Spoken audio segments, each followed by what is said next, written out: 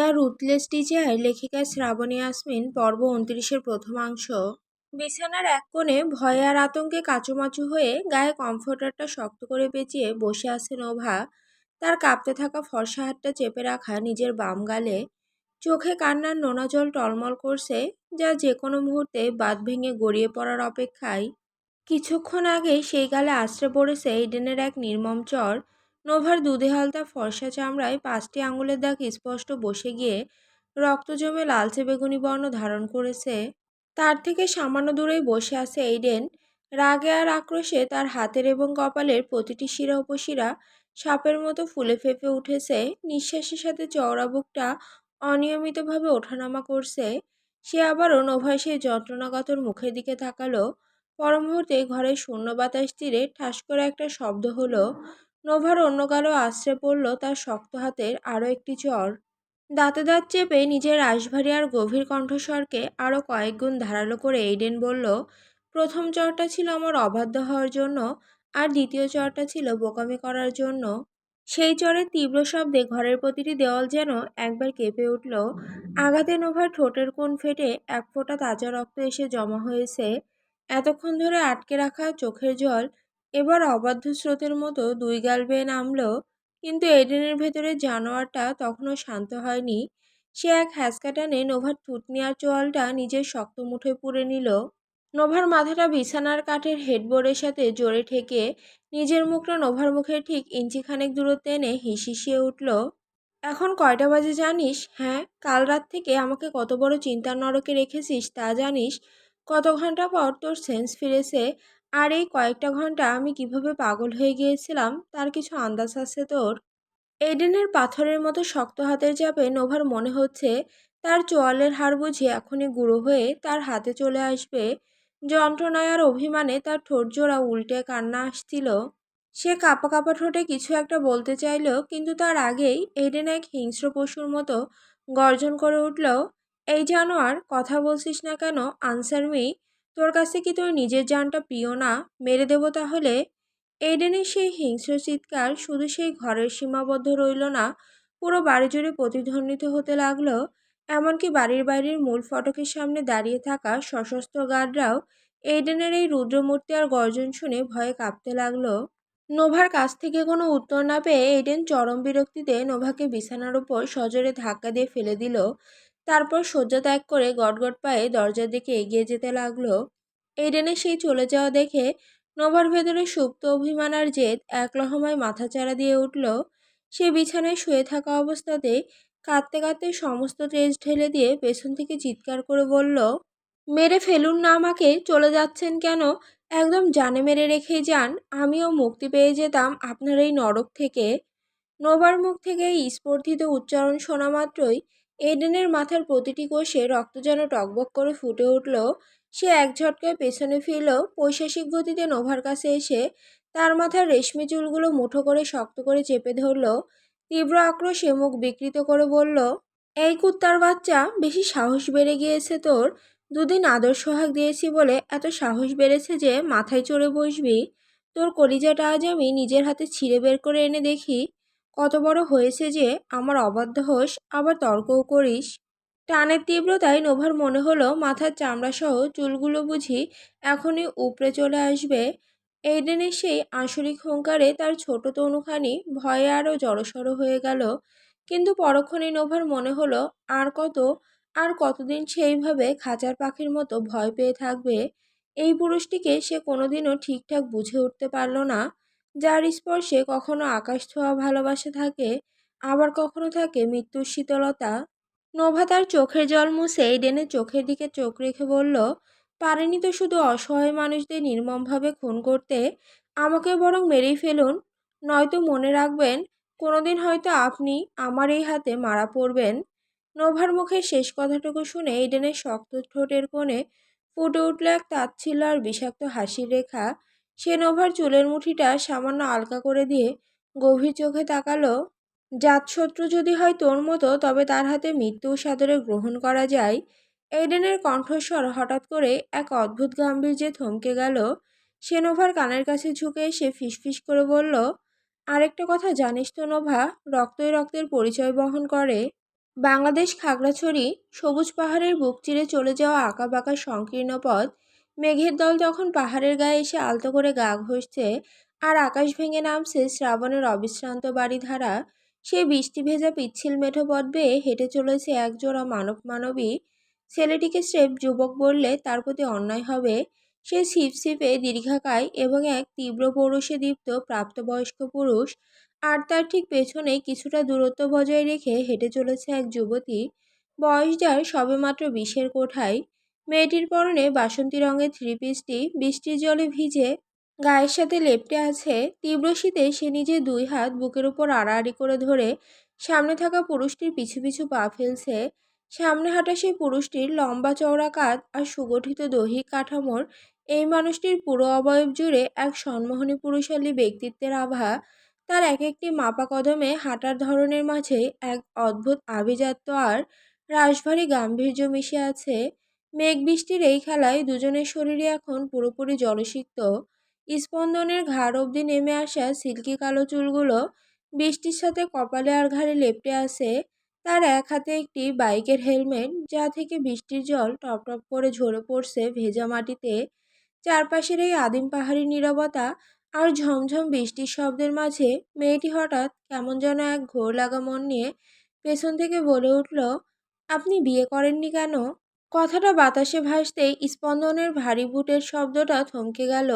সে ধীর পায়ে ঘাড় ঘুরিয়ে পেছনে তাকালো। তার চোখের কুচকুচে কালো মণি দুটোর দিকে তাকালে যেন এক লহমায় বুকের ভেতরটা কেঁপে ওঠে। গাল জুড়ে নিখুঁতভাবে ছেটে রাখা চাপদাড়ি আর ধারালো চোয়ালের সেই মুখাবয়ব যেন কোনো দক্ষ শিল্পীর ক্যানভাসে আঁকা অসম্ভব এক সুন্দরের প্রতিরূপ। তার সেই অবয়বে খাঁটি দেশীয় ধাঁচ ছাপিয়ে কেমন এক অভিজাত বিদেশি গড়নের ছোঁয়া। স্পন্দনের সেই চিরচেনা গভীর রাশভারী কণ্ঠে কোনো আবেগ ছাড়াই সংক্ষিপ্ত জবাব দিল, আপনাকে বলার প্রয়োজন বোধ করছি না। এমন সোজাসাপটার চরম অবহেলা মেশানো উত্তরে মেয়েটি মুহূর্তে একরাশ অপমানবোধ নিয়ে নিজের খোলসের ভেতর চুপসে গেল। অথচ এই সেই পুরুষ যে কদিন আগে মাঝ রাস্তায় এক ভয়ানক নরপশুদের হাত থেকে তার সম্ভ্রম আর প্রাণ বাঁচিয়েছিল। সেই কালবৈশাখী ঝড়ের রাতে সেই স্পন্দনের চেহারাটা ভালো করে দেখতে পায়নি ঠিকই, কিন্তু পরের দিন সকালে যখন প্রথম আলোয় এই পুরুষটিকে অবলোকন করেছিল, সে স্তব্ধ হয়ে গিয়েছিল। স্পন্দনকে তার কোনো রূপালী পর্দা নায়কের চেয়ে কোনো অংশে কম মনে হয় না। মেয়েটির মনের গহীনে যখন ভাবনার এই আকাশ পাতাল ঢেউ আছড়ে পড়ছে, ঠিক তখনই স্পন্দন তার সেই গম্ভীর স্বরে স্মৃতির ভাবনা সুতো ছিঁড়ে দিল। ম্যাডাম কুসুম কুমারী, আজকে এই কাদার মাঝে দাঁড়িয়ে দিন পার করার ইচ্ছে আছে। স্মৃতি তৎক্ষণাৎ নিজের কল্পনার রঙিন ঘোর থেকে বাস্তবে আশ্রয় পড়ল। নিজের অপ্রস্তুত ভাবটা ঢাকতে সে তাড়াহুড়ো করে কাদার ওপর পা বাড়ালো। সে মুখ কুঁচকে নাক সিটকে মৃদুস্বরে নিজের মনে বিড়বিড় করে বলে উঠল, ধুর বালের রাস্তা, এত কাদা, উফ। কথাটা বলা মাত্রই পাহাড়ি বাতাসের ডানা বেয়ে তা স্পন্দনের কান পর্যন্ত পৌঁছে গেল। তাও সে মেয়েটির কথা অগ্রাহ্য করে পা বাড়ালো আর বিড়বিড় করে বলল, ননসেন্স। স্পন্দনের এই কটু বাক্যে স্মৃতি একটু দমে গেল না। উল্টো সে নিজের দুই কোমরে হাত দিয়ে মুখ বাঁকিয়ে অভিমানী সুরে বলে উঠল, আচ্ছা, আপনি কথায় কথায় এত ধমকান কেন বলুন তো? আমার নিজের মামা মামিও আমাকে কোনোদিন এত ধমকায়নি। আপনার জন্মের সময় মনে হয় আপনার আম্মু আপনাকে ডেট ওভার মধু খাইয়েছিল, এই জন্যই আপনার মুখে কোনো মিঠা কথা নাই। কথাটা শুনে স্পন্দন নিজের ঠোঁট দুটো রাগে বড় বড় করে অগ্নিদৃষ্টিতে তাকালো স্মৃতির দিকে, কিন্তু স্মৃতি সেই রাগী চাহনিকে বিন্দুমাত্র তোয়াক্কা না করে অবলীলায় তার চিরচেনা বকবকানি আবার শুরু করে দিল। সে তার বাসন্তী রঙের ওড়নাটা গায়ে জড়িয়ে উদাসীন ভঙ্গিতে বলতে লাগলো, হায়রে জীবন, আমি জীবন নিয়ে খেলছি নাকি জীবন আমাকে নিয়ে খেলছে, সেটা আজও আমি বুঝে উঠতে পারলাম না। জানেন স্পন্দন সাহেব, জীবন থেকে আমি অনেক শিক্ষা নিয়েছি। বাস কত প্রকার, কি কি কিভাবে কিভাবে খেতে হয় সব শিখেছি। শুধু এই ম্যাথটাই কোনোদিনও শিখতে পারলাম না। স্মৃতি নিজের মনেই এমন হাজারটা অকাজের কথা বলতে বলতে স্পন্দনের পেছনে পেছনে তাল মিলিয়ে হাঁটছিল, কিন্তু হঠাৎ করে কোনো সংকেত ছাড়াই স্পন্দনের ভারী বুটের শব্দ থেমে গেল। সে এক ঝটকায় পেছনে ফিরল। স্মৃতির কিছু বুঝে ওঠার আগেই স্পন্দন নিজের পকেট থেকে একটা সুতি রুমাল বের করলো। অত্যন্ত ক্ষিপ্র গতিতে স্মৃতির মুখের ওপর সেই রুমালটা চেপে ধরে পেছনের দিকে শক্ত করে বেঁধে দিল সে।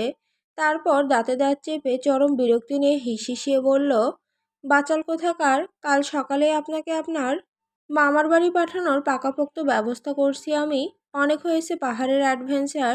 আপনার জন্য এই পাহাড়ি অ্যাডভেঞ্চার না, পাবনা অ্যাডভেঞ্চারটাই মনে হয় বেস্ট। বস, কেনিদের অবস্থা ক্রমশ আশঙ্কাজনক হয়ে উঠছে। অপারেশন সফল হলেও চিকিৎসকেরা জানিয়েছেন আগামী 24 ঘন্টার মধ্যে যদি ওর জ্ঞান না ফেরে তবে বেঁচে থাকার সম্ভাবনা মাত্র 0.2%। অলিভার অত্যন্ত নিরাশ চেহারায় অপরাধীর মতো মাথা নিচু করে কথাগুলো বলল। ঘরের থমথমে বাতাসে সেই দুঃসংবাদ যেন সীসার মতো ভারী হয়ে আছড়ে পড়ল। এডেন তার রাজকীয় চামড়ায় চেয়ারে হেলান দিয়ে বসেছিল। ঠোঁটের ওপর তর্জনী রেখে সে শান্ত মাথায় কথাগুলো শুনল। তারপর ধীর বুনোটে চোখ দুটো বুঝল।